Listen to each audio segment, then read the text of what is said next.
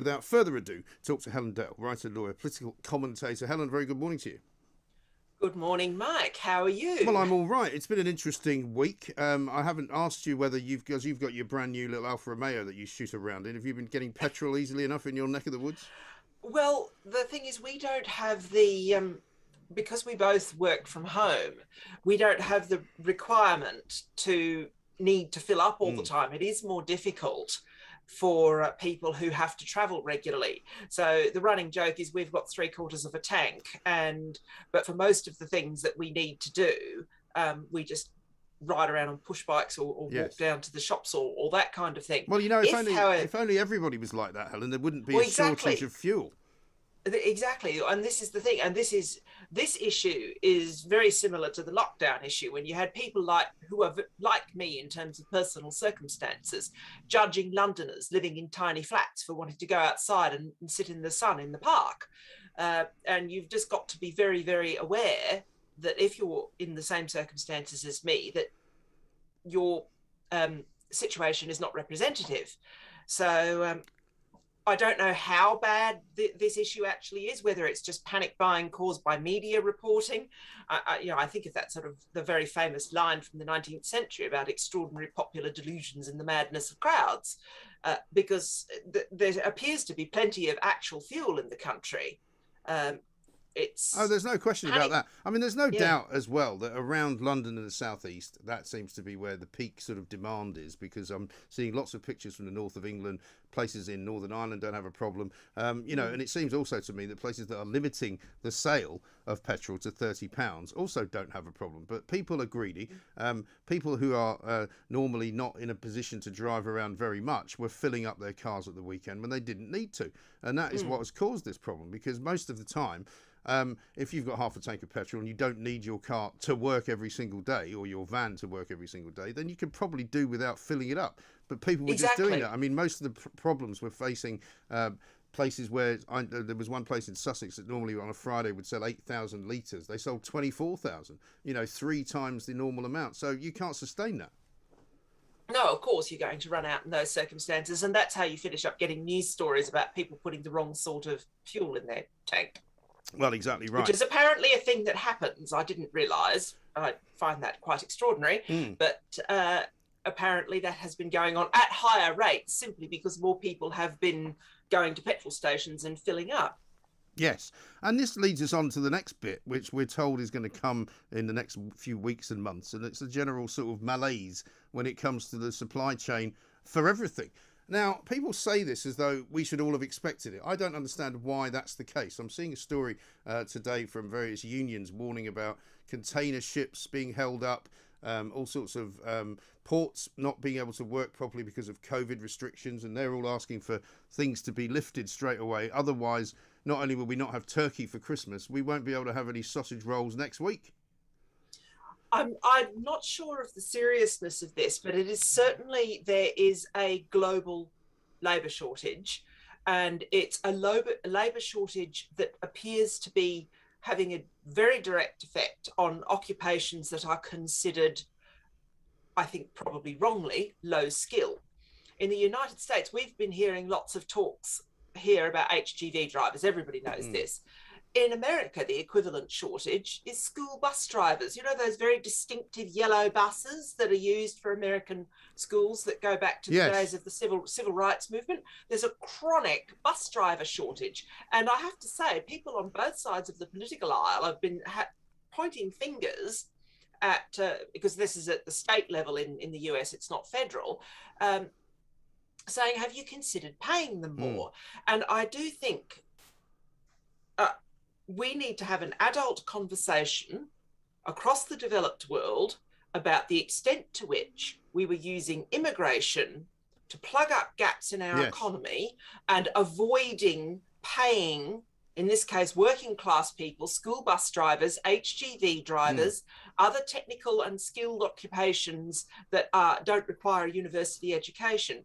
Now, we've been using that as a vehicle to underpay them. Mm. And I'm going to make one little comment here before we get on to Sir Keir, because it's relevant to a labour issue. There used to be this claim made in economics that immigration had no did not exert downward pressure on wages and contributed to the overall wealth of the economy. And if you looked at GDP in total, that seemed to be the case. But what we now know, and it was called, if you said, oh no, but if you let too many immigrants in, you'll get downward pressure on labour, on wages, you were accused of engaging in what economists call the lump of labour fallacy. Now, the idea of the lump of labour fallacy is that there's a fixed number of jobs in the economy, and if you let too many immigrants in, they'll eat them all up, and it will cause unemployment. That appears to be, to use the lawyer's expression, only trivially true, in that economies are large, you can't centrally plan them. Look what happened to the Soviet Union when it tried.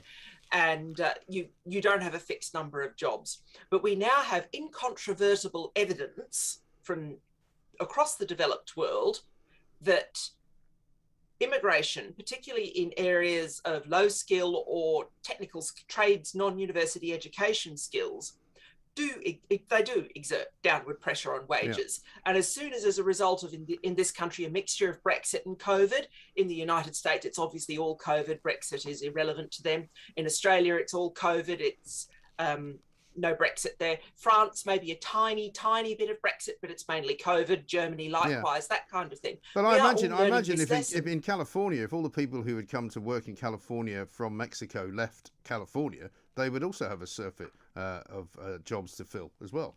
Oh, they would. And even with the fact that the US has still got relatively high immigration because of the problems at the southern border, even during COVID, although it has been a lot less than normal, and it's been a lot less for 2 years, we need to have an adult conversation. We also need to kick the economists up the bum for perpetrating, well, astrology, basically. Yes. They're like the epidemiologists. We'll put them in the naughty corner and say, stop trying to tell the future. We'll put you on the back page of the paper with Mystic Meg. Right. It's nonsense. We now know this is true. And so if you have been, I suppose it's the blue Labour people, the very, very trade union oriented people in this country, certainly is in Australia. I know that for a fact. You need to get the open borders advocates and give them a really hard poke and say, thanks for ensuring that we were all paid rubbish wages. Well, this is it. From one of the 1997, basically. Right, because one of the things that has been positive, if you can call it that, in this country since the HGV crisis has been explained, is that many of the drivers are very happy because they're making twice as much now as they were. Because before Brexit, as you say, there was a lot more cheap labour doing jobs that they were also doing for the same money. So now they're making more money because that was supposedly with the Brexit dividend in the first place. That was what we wanted. Well, yes. All the Remainers complaining about not having to pay higher wages, and suddenly the nanny is too expensive. I mean, there's a part of me, I'm just sitting there thinking, do you have any idea how you sound? Oh, I can't afford a nanny anymore. I can't afford an au pair. And I'm just sitting there just dying of cringe. I know. It's like Keir Starmer trying to be patriotic yesterday. Yes. Well, let's talk a little bit about Keir Starmer, because he tried to be a lot of things yesterday. One of them he tried to be was funny, which he wasn't. Always a bad idea for politicians to be funny, because very few of them are. Also a very bad idea to mention football, although he happens to know a little bit about football. He didn't seem to have much in the way of policy for me. I don't know what you're supposed to do in a conference speech. All I can say, from coming from the same background in terms of qualifications, university study and work experience, is I'm very surprised that such an experienced barrister is such a poor speaker. And it's a combination of physical and verbal tics that I know my pupil master basically flogged out of me. Now, what you do when you do a pupillage, when you go to the bar, and Keir Starmer would have gone through exactly the same experience as me, is you're given little tiddly matters to handle under the supervision of a very experienced barrister. My barrister was a QC, Keir Starmer's would have been as well. And what they often do, and this was certainly done for me, is they video record you. So you see how you look in court. And then I would go into my pupil master's chambers, and he would play back the video recordings of me doing small matters, little submissions on sentence, little traffic matters, very, very small things that a junior lawyer can do. And if I remember this being told, don't do that.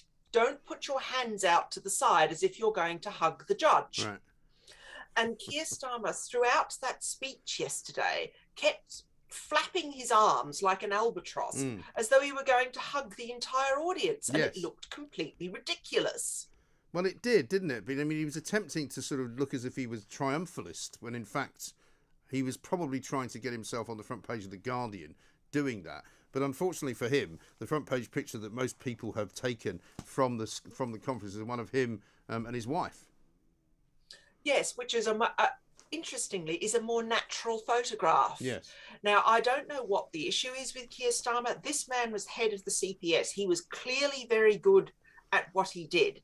And yes, I am aware that he has to be very careful about using his experience in the CPS as a campaigning tool, because the Conservatives can legitimately and rightly, and have already done so, pointed out the failure to prosecute the grooming gangs and the failure to prosecute Jimmy Savile. Yes.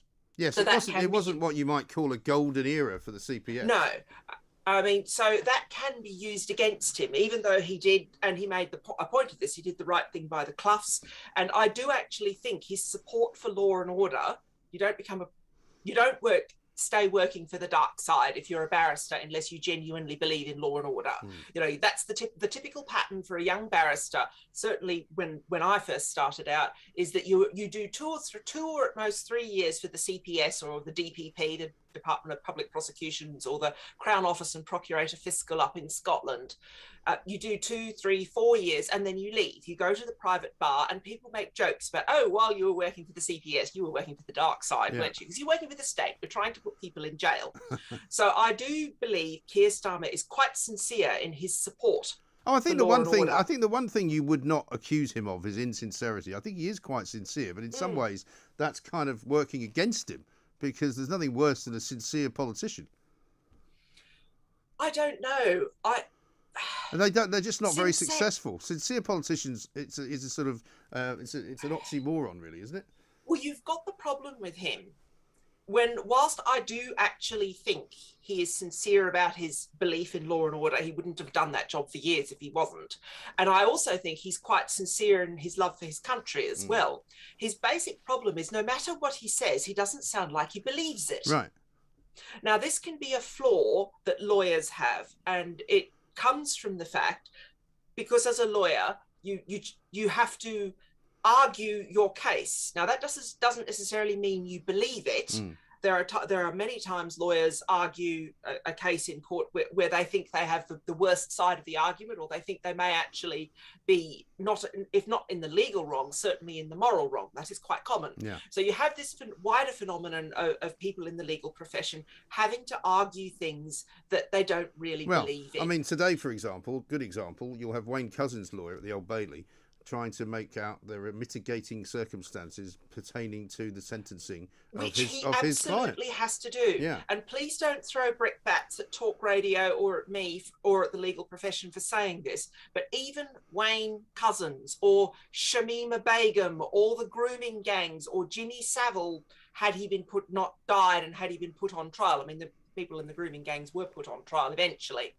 All of those people, as horrible as they are and as long as the sentences are, and I strongly suspect Wayne Couzens is heading for a whole life tariff for this, because it's not just the crime, it's the abuse of trust in the crime as well, and that will come up in the sentencing remarks, I'm sure. Yes. They are all entitled to a fair trial. Funnily enough, Wayne Couzens is not entitled to a fair trial because he pleaded guilty. So he doesn't need a trial. He pleaded guilty, but he's entitled to submissions on sentence from his counsel that attempt to mitigating arguments. Yeah. They probably won't get anywhere, but the point is, this is the classic case of justice not only has to be done, it has to be seen to be done. Yes. No, I get all that. Yeah. But let's go back to Starmer, because like you say, his whole demeanour, if you like, is one of uncertainty, if you like, almost as though he's waiting for the response before he goes further. He's waiting as if he doesn't actually believe in his own ideas. He's waiting to see whether they cheer. And the heckling, I think a lot of people have said this already, that the heckling actually kind of helped him, because it made it look as though those who were against him are kind of slightly deranged. I have to say, I did see. I mean, obviously, you can't. I watched the Labor People's official coverage, so you didn't see the hecklers. They never put the camera on them. No. Whereas other news organisations, BBC, GB News, Talk Radio, whoever it was, or wherever those organisations were getting their feed, their news pool feed from, they were putting the camera on the hecklers. And I have to say, one of the ones, the Carol Sinclair one that I saw, who was actually interviewed by a number of outlets, and I'm not sure that was a particularly wise idea because it's rewarding bad behaviour afterwards. Yeah. First, she was berating whoever it was from the Beeb and then GB News or whoever at one point. And then she went over and started berating Steve Bray, Brexit Steve, the guy with the big... Well, I'm all in favour of that. Megaphone. And the thing is, there was this extraordinary moment while the two of them were wagging fingers at each other, and I thought, my goodness, it's crank versus crank. Choose your fighter. Yes. I mean, the madness just multiplies before your eyes. No, but yes, absolutely right. The hecklers did make Keir Starmer look more normal and more humane. None of his jokes landed, even the good toolmaker joke, which if it had been delivered by Boris Johnson or Jonathan Pye or Andrew Doyle or Jojo Sutherland or somebody like that, it would have landed because it's actually a good joke. It's actually a good joke, but he's got no comic timing. But he was funny when he said, "Oh, normally it's the Tories heckling me on a Wednesday." Yes. That was actually a good line. Yeah, but the trouble is, right? He's not a guy with much of a sense of humour. He clearly is a bit pompous, like many barristers are. He clearly doesn't like people making fun of him, and he thinks people should take him seriously, which is also his downfall. Because why would you? Well, this is a wider problem that politicians have got, and it's one of the reasons why Boris Johnson does get extraordinary cut through, much to the irritation of you have to call them the metropolitan elite, because Boris just drives these people to derangement. Yeah. Yet he's still maintained very considerable popularity in the wider country. And now, one advantage that Boris has got is that he is actually very funny. This is someone who could have, if politics hadn't drawn his attention, he would have been a very successful stand-up comedian. He has that comic timing. He's very witty. That's why he can do that after dinner speech type thing. Keir Starmer doesn't have that, and you've either got it or you haven't. Shows. You can't train somebody to have that. You can't be quick, and he's not quick because we know from his time at PMQs that he doesn't take well to the sort of cut and thrust of Ricky taking. If something happens, he can't react to it because he hasn't had a full briefing on it, so he can't have a view until he's done all that. He's just, he's a lump. To be honest, that's all I can describe him as, and I'm sorry if that is seen as... I have to make an observation before we finish on the patriotism point. Yeah. Because I don't think, and I was actually messaging back and forth with an editor at a magazine that I write for last night about this. I think they were trying to commission a piece out of me on it, and I will in due course think this through. But I'm going to road test the line with you first on the Independent Republic. I don't think Keir Starmer is one of these lefties who hates his own country. But he cannot even perform patriotism. He doesn't seem to get, and he was trying to use the sporting analogy with football. Yeah. A patriot can criticise their own country's sporting teams. I have done so in Australia remember when Australia won the cricket all the time? No, and yet I remember that. You didn't want to watch afterwards when they won because they were terrible winners. Yeah. You can criticise your own country's sporting teams. Yeah, because you can criticise your own country's anything. You can still be a patriot. Yeah, and still be a patriot. Yeah. The reason you love your own country in the same way that you love a spouse, not because she's better than all the other spouses out there, but because she's yours. That's why you love your country. Yes. And Keir Starmer just can't seem to bring this to something I'm sure he genuinely believes. He just can't seem to bring that understanding of what patriotism is and how it works. Because he's frightened of it and he doesn't understand it. And I think that's where the problem lies, because he's not like you or I. He doesn't feel comfortable saying that he's patriotic. And so therefore it's fake. It comes across as fake, no matter what he sincerely believes in his heart. I suspect you're right. I have to admit, I was talking to my partner about this last night. I was going, I have to go on Mike Graham's show tomorrow and try to make sense of the inability to perform patriotism, even when I don't think he's one of those lefties who hates his own country. They do exist, I'm sure. I'm positive he's not one of them. And my partner and I were just going, how is it that you can finish up in such a terrible tangle that the only vehicle to approach patriotism is through football, which should be relatively easy, and then you managed to get that wrong as well. I know. It's quite shocking, really. But listen, we're out of time already, I'm afraid, Helen. So we'll have to come back to it another time. Thank you very much indeed for your thoughts. As ever, Helen Dale, writer, lawyer, political thinker, commentator, illustrator of the thought police and the philosophy of what goes on out there. Because in the end,